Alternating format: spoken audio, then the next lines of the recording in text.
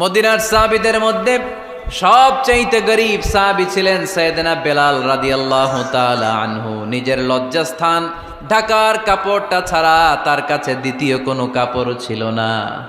সকালে যদি খাবার পেত, দুপুরে খাবার ছিল না, দুপুরে পেলে রাতের জন্য ছিল না, আজকে খাবার থাকলে কালকে নাই।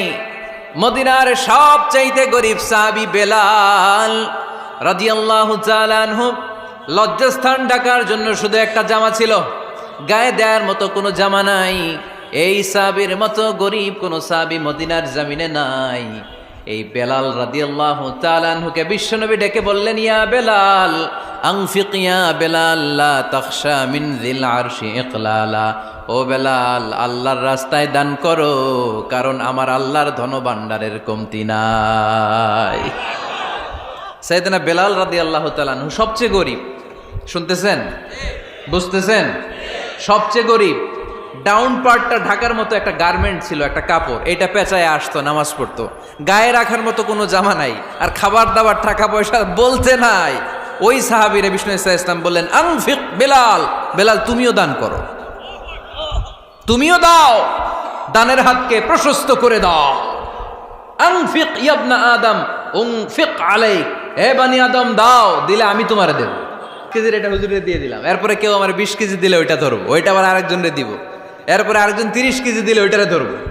কথা বলেন, কথা বলেন, কথা বলেন। এজন্য আল্লাহ বললেন, ইনফিকুনা ফিস সাররাই ওয়াদ দাররা। আমার মুত্তাকি বান্দার প্রথম গুণ, তারা সুখে দুঃখে সব সময় দান করে, দানের ধারাবাহিকতা সব সময় অব্যাহত রাখে।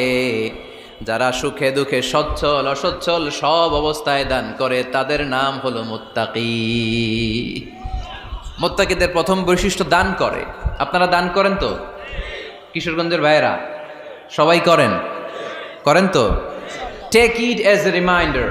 আজকের এই আলোচনাটা একটা রিমাইন্ডার হিসেবে নেন। যাদের দান করতে একটু সমস্যা, মনে থাকে না, অলসতা বা একটু কিপটামির মনোভাব আছে, এই কিপটামি কৃপণতা ভুলে যান, দেন।